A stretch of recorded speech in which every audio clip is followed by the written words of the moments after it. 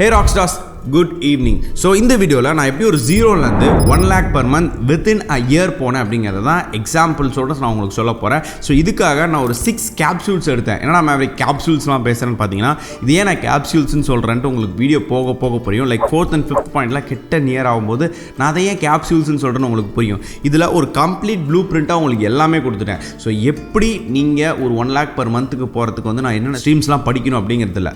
அந்த 1 lakh போகிறதுக்கு உங்களுக்கு என்னென்ன ஸ்கில்ஸ்லாம் தேவைப்படுதோ அதை தாண்டி உங்களுக்கு நிறைய விஷயங்கள் தேவைப்படுது. ஸோ அந்த 6 இம்பார்ட்டன்ட் கேப்சூல்ஸ் தான் இந்த வீடியோவில் கிளியர் கட்டாக பார்க்க போகிறேன். And if that sounds interesting, let's get in to this video. So video உள்ளார போகிறதுக்கு முன்னாடி சொல்லிடுறேன், நான் வந்து அப்படியே ஒரு க்ரோஸ் ஆஃப் மணி மேக் பண்ணலாம் அல்ல கிடையாது. பட் அதே சமயத்தில் ரொம்ப ப்ரோக்கனாக இருந்தேன். லைஃப்பில் ரொம்ப ப்ரோக்கனான ஸ்டேஜ்லேருந்து ஒரு நல்ல என்னோடய லைஃப்பை என்ன பார்த்துக்கிற மாதிரியும் என்னை நம்பி வர பொண்ணு என்னோடய ஃபேமிலியை பார்த்துக்கிறதுக்கான ஸ்டேஜில் நான் இருக்கேன், நான் நம்புகிறேன். ஸோ அதனால தான் இதை நான் ஷேர் பண்ணுறேன். பிகாஸ் நிறைய பேருக்கு எந்த இடத்துல ஆரம்பிக்கணும், எப்படி ஆரம்பிக்கணும், எந்த ஸ்டேஜஸில் எப்படிலாம் போகணுங்கிற கிளாரிட்டி இல்லைன்னு நினைக்கிறேன்.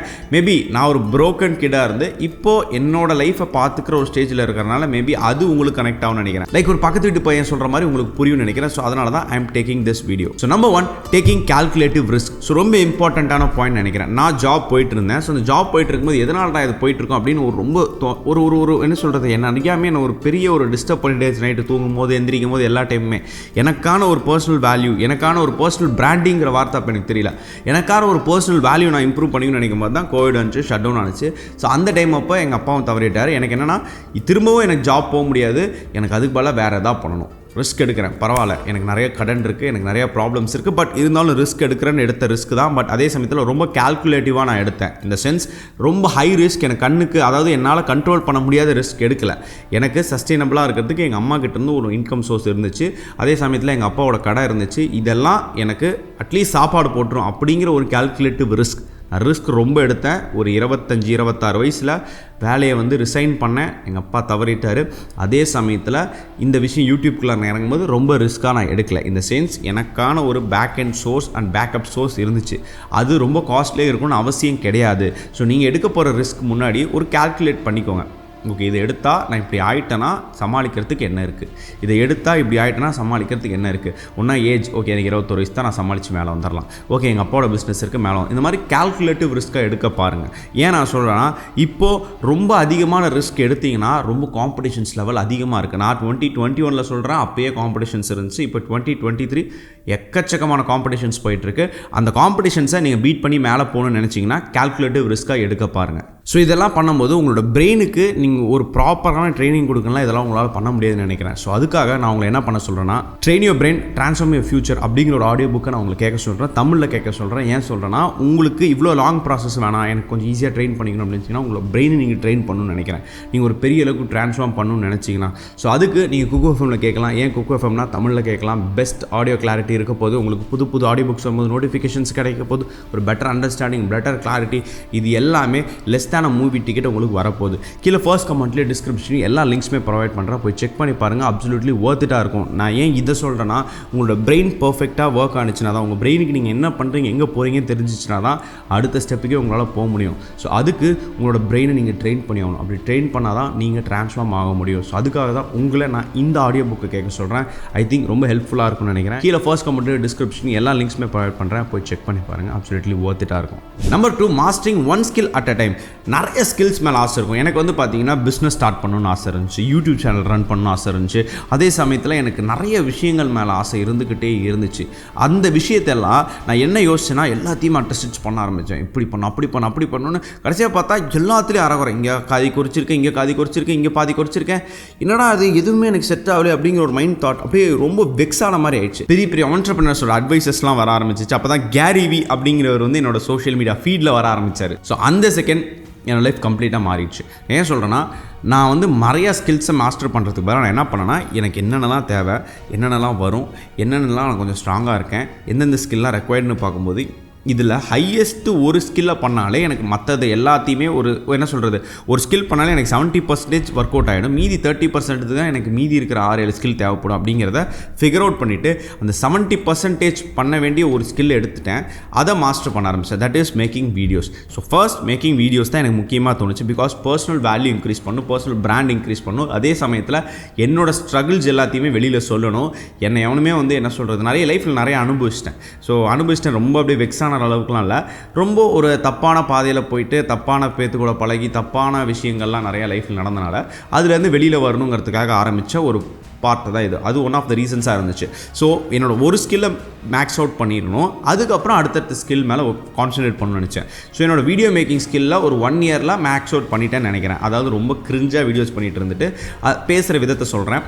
அதுக்கப்புறம் கொஞ்சம் கரெக்டான மாடுலேஷன்ஸ்லாம் பேச ஆரம்பித்து என்னோட ஒன் ஸ்கில், அதாவது bringing this channel to the next level அப்படிங்கிற ஒரு விஷயத்துக்கு எனக்கு என்ன ஸ்கில் தேவைப்படுச்சு, மேக்கிங் வீடியோஸ் அப்படிங்கிறது ஒரு ஸ்கில் தான். ஸோ அந்த ஸ்கில்லை மாஸ்டர் பண்ண ஆரம்பித்தேன்.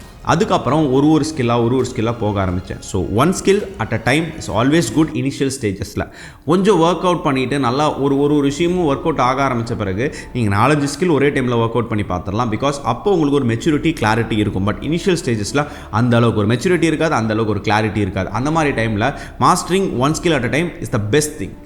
Number 3, reducing outside people interference. அதாவது அவுட் சைட் பீப்புள் இந்த சென்ஸ் என் ஃப்ரெண்ட்ஸாக இருக்கட்டும், என் கொலீக்ஸாக இருக்கட்டும், ரிலேட்டிவ்ஸாக இருக்கட்டும், எல்லாத்துக்கும் ஒரு சர்க்கிள் லைன் போட்டு வச்சேன். இந்த சர்க்கிள் தாண்டி என் ரிலேட்டிவ்ஸ் வர முடியாது, இந்த சர்க்கிள் தாண்டி என்னோடய ஃப்ரெண்ட்ஸ் உள்ளார வர முடியாது, இந்த சர்க்கிள் தாண்டி என்னோடய பேரண்ட்ஸ் உள்ளார வர முடியாது. எனக்குள்ளாரே ஒரு சர்க்கிள் போட்டுட்டு அதுக்கப்புறம் தான் இந்த ஒர்க்ஸ் எல்லாத்தையும் ஆரம்பித்தேன். பிகாஸ் நீங்கள் ஒரு விஷயம் ஆரம்பிக்கிறதுக்கு முன்னாடி ஐ திங்க் நம்ம ஊரில் மட்டும் தான் நினைக்கிறேன், நம்ம ஊரில் இந்தியாவில் மட்டும் தான் நினைக்கிறேன், எக்கச்சக்க கிரிட்டிசிசம்ஸ் வரும், ஆல் ஓவர் த வேர்ல்டு வரும். பட் இன்ஃப்ளூயன்ஸ் நிறையா இருக்கும். டே இதை பண்ணாது, அதை பண்ணாது, இப்படி பண்ணாது, அப்படி பண்ணாது. ஃப்ரெண்ட்ஸ் என்னோடய ஃப்ரெண்ட்ஸ்லாம் கலாய்க்காத நாளே கிடையாது. என்னடா நாங்கள்லாம் 10,000-20,000 சம்பாதிச்சிட்ருக்கோம், இன்றைக்கும் நீ உட்காந்து வீடியோ பண்ணுறேன், இதை பண்ணுறேன், அதை பண்ணுறேன்னு என்னை கலாய்ச்சிருக்காங்க. என்னடா இன்னும் மீடியாக்குள்ளார போயிட்டுருக்கேன், இதை பண்ணுறேன், அதை பண்ணுறேன், வீடியோ பண்ணுறேன் அப்படின்னு சுற்றிட்டு இருக்கேன்னு என்னை எல்லாருமே கிரிட்டிசிசம் பண்ணியிருக்காங்க. பட் ஐ நெவர் என்னோடய மைண்டுக்கு எடுத்துகிட்டே போனதில் ஒரு கட்டத்துக்கு மேலே எல்லாத்தையுமே என் லைஃப்பை விட்டு டக்குன்னு கட் பண்ணிட்டேன். ஐ நெவர் மைண்ட் தட்.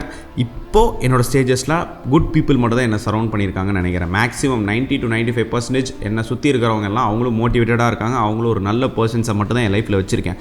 அந்த காலகட்டத்தில் ஒரு 2 to 3 years பேக் எக்கச்சக்கமான பீப்புள், ஒரு 500-600 காண்டாக்ட்ஸ் இருந்துச்சுன்னா எல்லாரும் பின்னாடி பேசுகிறோம், அப்படி பேசுகிறோம், இப்படி பேசுகிறோம், எல்லாத்தையும் தூக்கி குப்பையில் போட்டேன். I never hesitated. அதை ஹெசிடேட்டே பண்ணல. இதை பண்ணுறமே, இதெல்லாம் நாளைக்கு நம்மளால் எல்லாருமே கலாய்ப்பாங்களே, எல்லாருமே நம்மளை பின்னாடி பேசுவாங்களே, பேசுனா பேசிட்டு போ, என்ன மீறி என்ன எவ்வளோ நேரம் பேச போகிற, நீ பேசிட்டே இருந்தீங்கன்னா உன் டைம் தான் வேஸ்ட் ஆகும், நீ தான் சம்பாதிக்காமல் போக போகிற, நீ தான் உன் ஃபேமிலியை பார்க்காம போக போகிறேன்னா மேலே போயிட்டே தான் இருக்க போகிறேன் அப்படிங்கிற ஒரு தாட்டுக்கு வந்த பிறகு ஐ நெக்லெக்டட் எவ்ரி ஒன். எல்லா ஃப்ரெண்ட்ஸோட வெளில போகிறது, கெட் டுகெதர், பார்ட்டிஸ் எல்லாத்தையும் நான் கொஞ்சம் குறைச்சனால தான்.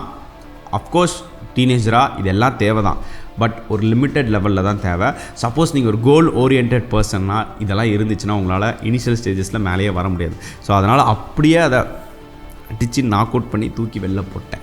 யார் என்ன தப்பாக நினச்சாலும் பரவாயில்ல, என்னை அண்டர்ஸ்டாண்ட் பண்ணிக்கிட்டவங்க இன்னும் என்னை அண்டர்ஸ்டாண்ட் பண்ணி என் கூடயே இருக்காங்க. ஒரு 5 to 6 people. என்னை அண்டர்ஸ்டாண்ட் பண்ணாமல் நான் ஏதோ நெக்லெக்ட் பண்ணிட்டேன், அவாய்ட் பண்ணிட்டேன் அப்படின்னு நினச்சவங்கெல்லாம் என் லைஃப்பில் இல்லை. கோடி கும்பிடு நீங்கள் இல்லாமல் இருக்கிறதுக்கு. அதனால தான் லைஃப்பில் நான் ஏதோ ஒரு இடத்துல நல்லா இருக்குன்னு நினைக்கிறேன். Number 4, spend less earn more அப்படிங்கிற ஒரு கான்செப்ட்குள்ளார வந்துட்டேன். அதாவது இனிஷியல் ஸ்டேஜஸில் நிறைய செலவு பண்ணுறதை கம்மி பண்ணிக்கிட்டே போயிட்டேன். செலவுங்கிறது இருக்கக்கூடாது லைஃப்பில் அப்படிங்கிற மாதிரி ஒரு ப்ராசஸ்க்கு வந்துட்டேன். Earn more. சப்போஸ் நான் 5,000 10,000 செலவு பண்ணுறேன், 50,000 செலவு பண்ணுறேன்னா அதை விட 2 times அதிகமாக சம்பாதிக்கணும் அப்படிங்கிற ப்ராசஸ்க்கு வந்துட்டேன். 50,000 செலவு பண்ணால் அங்கே 1.5 lakhs நான் சம்பாதிச்சிருக்கணும் அப்படிங்கிற ப்ராசஸ்க்கு வந்த பிறகு என்னோட செலவெல்லாம் குறைக்கிறதுக்கு நான் ட்ரை பண்ணதே கிடையாது. ஏன்னா இந்த சென்ஸ் இப்போ சொல்கிறேன், அப்போ நிறையா குறைச்சி நிறைய சம்பாதிக்க ஆரம்பித்தேன். இப்போ இந்த ஸ்டேஜஸில் நான் செலவை குறைக்கிறதில்ல. I try to make my income double. அதுதான். ஸோ என்னை சுற்றி இருக்கிறவங்ககிட்ட ஒரு பார் செட் பண்ணிட்டேன். அவங்கெல்லாம் நல்லா எங்கள் அம்மா, என் ஃபியான்ஸே எல்லாருமே நல்லா இருக்கணும், என் ஒய்ஃபு எல்லாருமே அவங்க கேட்டது எல்லாமே கிடைக்கணும், முக்கியமாக என் ஒய்ஃப் கேட்டது எல்லாமே கிடைக்கணும் அப்படின்ற ஒரு தாட் ப்ராசஸ் வந்துச்சு. எனக்கு மேரேஜ் ஆக போகுது அக்டோபர் 26, 27. நான் கண்டிப்பாக எல்லோரும் இன்வைட் பண்ணுறேன், எல்லோரும் வந்துடுங்க. Get back to the content. So எல்லோரும் நல்லா இருக்கணும் அப்படிங்கிற ப்ராசஸுக்கு நான் வந்துட்டேன். ஸோ அப்படி வந்த பிறகு நான் அவங்களுக்குன்னு ஒரு பார் செட் பண்ணிட்டேன். ஸோ அதுக்கு மேலே அவங்க கீழே போகக்கூடாது. அவங்க நல்லா இருக்கணுங்கிறதுக்காக நான் என்ன பண்ணுவேன், என்னோட மணியை டபுள் பண்ணுவேன். ஸோ நான் என்னென்ன எத்திக்கல் வேஸில் மணியை டபுள் பண்ணேன், என்னென்ன பிஸ்னஸ் ஸ்டார்ட் பண்ணேன், என்னென்ன ஒர்க் அவுட் பண்ணும், அடுத்த பீப்புளுக்கு வேல்யூ கொடுத்தீங்கன்னா இன் ரிட்டன் அவங்க மணி கொடுக்க போகிறாங்க. இது எல்லாத்தையுமே ஃபிகர் அவுட் பண்ண ஆரம்பிச்சிட்டேன். பட் இனிஷியல் ஸ்டேஜஸில் ஸ்பெண்டிங் ரொம்ப கம்மியாக பண்ணேன், ஏர்னிங் ரொம்ப அதிகமாக பண்ணேன். ஸோ அதனால தான் கொஞ்சம் பேலன்ஸ்டு இருந்துச்சு. அந்த பேலன்ஸ் வந்து கொஞ்சம் கொஞ்சமாக பேங்க் பேலன்ஸ் இன்க்ரீஸ் ஆக அதுக்கப்புறம் செலவு பண்ண ஆரம்பித்தேன். இங்கே ஒரு 80% இருந்துட்டு இங்கே 10% போகிறது ஒரு பெருசாக இல்லை. இப்போ நம்பர் 5, ஸ்ட்ராங் ஒய். ஒரு ஸ்ட்ராங் ஒய் இந்த சென்ஸ் எதுக்காக நீங்கள் பண்ண போகிறீங்க அப்படின்ற ஒரு ஸ்ட்ராங் ரீசன் உங்களுக்கு கண்டிப்பாக தேவைப்படணும்.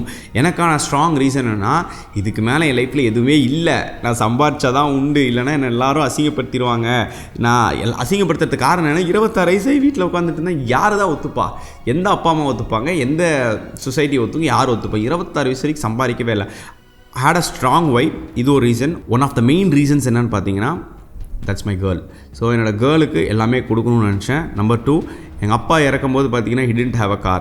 ஸோ அந்த கார் இருந்ததுதான் எங்கள் அப்பாவுக்கு வந்து நிறைய ஹாஸ்பிட்டல்ஸ் போய் பார்த்துருக்கலாம், நிறைய இடத்துல எங்கள் அப்பாவுக்கு செக்அப் பண்ணியிருக்கலாம் அப்படிங்கிற ஒரு தாட். நம்பர் 2. நம்பர் 3, எனக்கான காசு இல்லாதனால நிறைய இடத்துல ரிஜெக்ட் பண்ணப்பட்டுட்டேன். த மணி என்கிட்ட ஓரளவுக்கு இல்லாதனால நிறைய ரிஜெக்ட் பண்ண மாட்டேன். So I hate this strongly. So நீங்கள் மணியை ஈவலாக நினச்சிக்கலாம், என்னடா மணிக்காக பண்ணுறியான்னு நினச்சிக்கலாம். Everything is fine. நான் இன்றைக்கி சாப்பிட்ணுன்னா, நீங்கள் சாப்பிட்ணுன்னா you need around 100 to 200 rupees. அந்த 100 to 200 rupees இல்லைனா உங்களால் எதுவுமே பண்ண முடியாதுன்னு நினைக்கிறேன். ஸோ அப்படி இருக்கும்போது ஒரு ஸ்ட்ராங் ஒய், எனக்கு என்னை நம்பி வர பொண்ணை நல்லா பார்த்துக்கணும், என் ஃபேமிலி நெக்ஸ்ட் லெவலில் போகணும். இந்த 2 தாட் தான் என் மைண்டில் இருக்குது இன்னி வரைக்கும். எனக்காக நான் எதுவுமே பண்ணிக்க மாட்டேன். ஃபேஷன் வீடியோஸ் பற்றி பேசுகிறேன், ஃபேஷனில் இப்படி இருக்கணும் அப்படி இருக்கணும் எல்லாம் பேசுகிறேன்ல. எனக்காக ஒரு 1000 ரூபா செலவு பண்ணிக்கிறதுக்கு நான் இன்னி வரைக்கும் யோசிப்பேன். ஒரு பழைய செருப்பு கூட போட்டுட்டு வெளில போவேன். நீங்கள் என்னோடய டீனேஜர்ஸ், அதாவது என்னோடய பிரதர்ஸ் எல்லாம் நல்லா இருக்கும்னு நினைப்பேன். நீங்கள் எல்லாம் நல்லா ட்ரெஸ் பண்ணணும், நல்லா வெல் செட்டில்டாக போகணும், என் ஃபேமிலி நல்லா இருக்கணும் அப்படின்னு நினைக்கிறவன் வந்து அவனுக்கு பண்ணிக்க மாட்டான்னு நினைக்கிறேன். இந்த சென்ஸ் எனக்கு பண்ணிக்கணும்னா எனக்கு நான் 10 டைம் யோசிப்பேன் ஒரு 1000 ரூபா. ஸோ அதே என் ஃபியான்ஸேவோ எங்கள் அம்மாவோ யார் கேட்டாலோ, ஸோ அதே முக்கியமாக வந்து என் ஃபியான்ஸே என்னோடய கேர்ள் கேட்டானா யோசிக்கவே மாட்டேன், டக்குன்னு செலவு பண்ணிடுவேன்.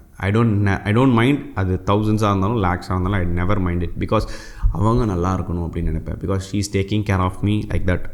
எங்கள் அம்மா என்ன நல்லா பார்த்துக்கிறாங்க, என் ஃபேமிலி என்ன நல்லா பார்த்துக்கிறாங்க.